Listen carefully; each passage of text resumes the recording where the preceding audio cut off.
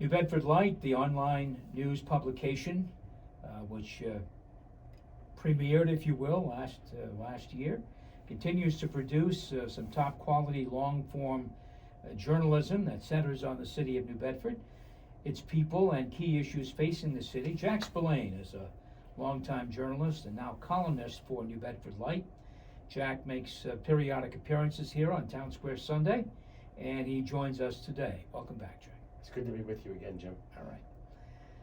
Well, you may not know this, but we started this program out with a segment on housing.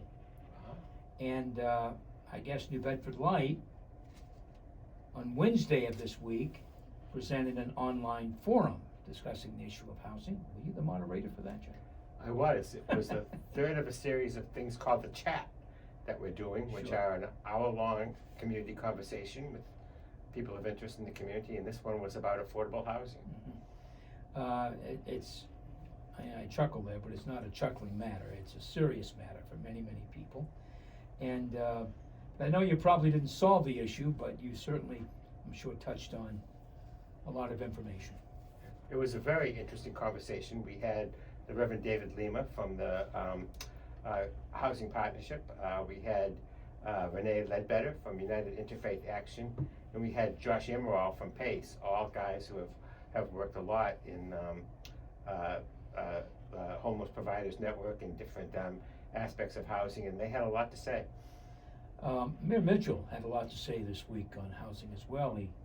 On Tim Weisberg's program, he said he could spend all of the 80+ million in ARPA funds on housing and surrounding issues, and we would still have a crisis in New Bedford. That's a fair enough point.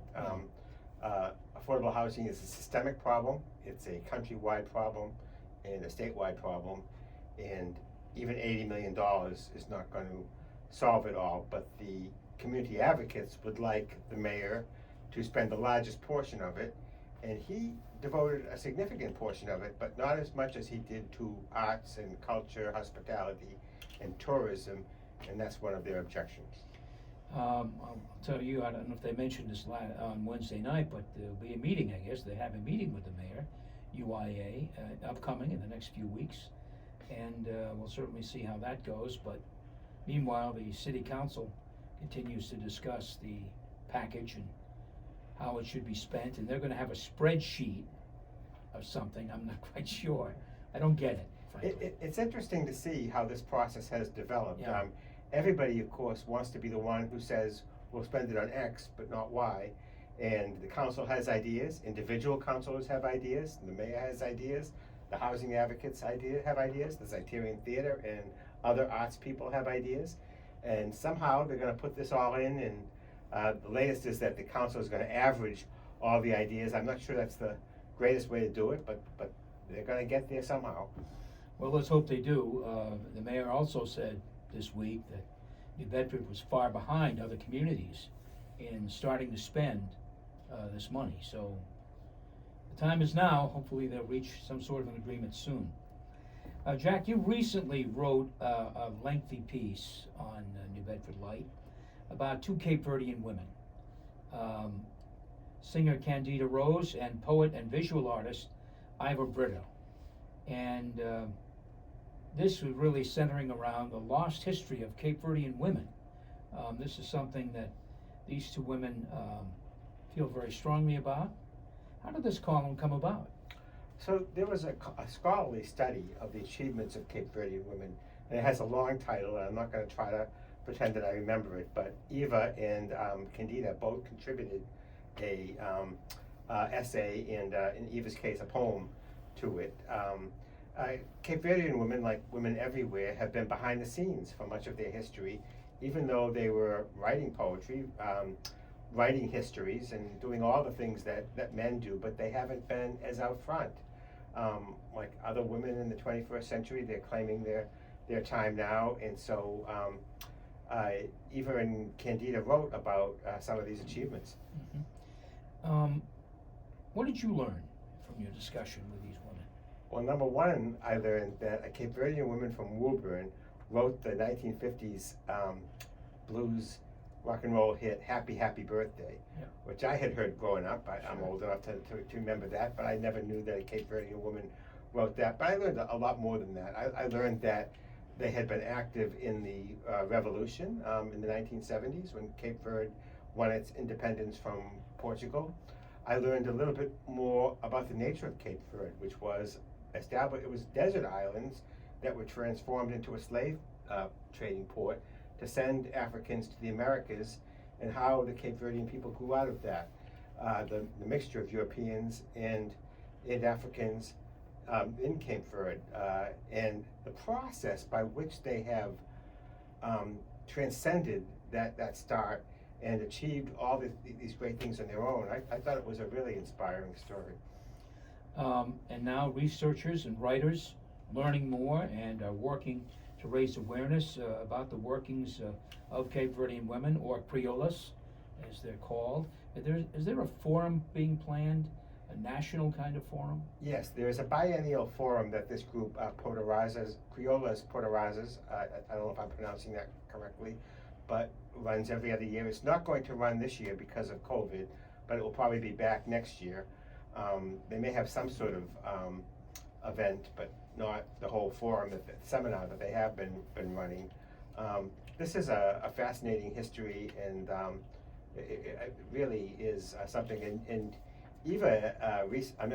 Candida recently did a music video featuring herself, her stepmother, and her daughter, 3 generations of Cape Verdean women. I think the title of it is Love Each Other Through, which is, if you go to the New Bedford Light website, I'll put a little plug in, you'll see that video, and it's really wonderful. This is Town Square Sunday. I'm Jim Phillips. Jack Spillane of New Bedford Light is my guest. I want to talk to you about this next subject here a little bit at length. In another recent column, you wrote about positive local reaction to a vote by the Massachusetts House. That vote would allow undocumented immigrants to obtain driver's licenses in Massachusetts. It now goes to the Senate. After years of opposition on the Hill, it appears now that this time the bill is going to pass. And you know, I keep hearing a lot of callers at the station complaining about immigrants driving without licenses and all of that. I'm not sure about all the issues that people are offering to defend this bill and to make sense of it. But I would say that having everyone have a driver's license is probably a good step, a step in the right direction for sure. What's your feeling? So the argument in favor of this is what the major city, I want to get this title right, the major city police chiefs association has endorsed the bill, and they say that when people get in accidents with drivers who do not have licenses and thus therefore do not have insurance, it's a problem for the person trying to make a claim. It's a problem for the police officer investigating, trying to identify who's at fault, what happened, and all of that. 16 other states have adopted this measure, so they say it's time. The objection to it is that, well, unless you really have good documentation of who these immigrants are that get the licenses, you could be presented with a false ID. And so they are presenting the immigrants with a choice of 2 different categories, and I forget them all, but a couple of examples are you would have to have an unexpired passport from your native country, or an unexpired driver's license from your native country. There are several other categories, and you pick, like we do, pick a couple from each category, and if you have enough, then you're able to get a license. I think one of them may be the taxpayer ID that undocumented immigrants are allowed, according to the law, to file their taxes with. So they wanted to have documentation that was sufficient, that they weren't having a lot of people with phony documentation like they do to work. But I think that the police chiefs argued that it really is in everybody's interest to keep track of who's driving the cars, because they're driving them anyway. And there'll be driver's tests and all of those other things like we all go through. Yes. Now, people say, well, they're here, and this is what State Rep Chris Markey argued, they're here undocumented, they should not be rewarded for that, and that's a good argument, I get that, but the fact is they are driving, and if you get in an accident with them, you want to know who you're in the accident with, so you can determine the things that need to be determined for any criminal actions, insurance matters, all of that. So the feeling is it's better to know than to not know. We've touched on this earlier in my next question here, but what are the odds that the city council will convince the mayor to change his ARPA funding plan? I don't know. I mean, I think the odds are good. I think so. He has been in discussions with, I think, 7 or 8 councilors, the majority of them, not all of them, with what they would like, and he has agreed to compromise. He has agreed to bring down the arts, culture, and people have asked me to emphasize it's not just arts, it's hospitality and tourism also. He's agreed to bring that down, I believe, from 18 million to 15 million. He's agreed to increase the housing, I think, a little bit. I'm not sure he's going to increase the sewer and water because I think he feels that there are other pots of money in the infrastructure bill that's coming to get that money from. So there is some compromising going on. We also have Councilor Morad's averaging. I'm not sure that that's going to hold the day, although Councilor Morad has proven herself persuasive in, trying to get her point of view that the council should have some input into this. I think there is a compromise coming. And that would be, that would be interesting because, this mayor, and most mayors, they have the right to spend this money. He has the right to spend this money the way he feels is important. He set his priorities, and I'm sure he feels very strongly about his priorities. But you're telling me he's willing to compromise, and in fact has already agreed to compromise to some extent. Yeah, it's like playing cards. If you have 2 out of the 3 cards you need, but you can't win unless you get that 3rd card. Yeah. You have to find a way to get that 3rd card, even though technically you're ahead of the other player. Close only counts in horseshoes, as they say. I think the mayor is a master of realpolitik. I think he will, he does have that right to decide, but the council has certain things they can do to slow him down, to impede, and I think he wants to get the money. I think they'll make a deal. All right, very good. Jack, anything else you're working on? Or no, I'd just like to say, Jim, how much I'm enjoying with these radio appearances, and both with you and Tim, and it's good to be able to talk about my columns and get these messages out. Very good. My guest has been Jack Spillane, columnist for New Bedford Light. To check out this online publication, you can visit newbedfordlight.org, and it's really been a wonderful project.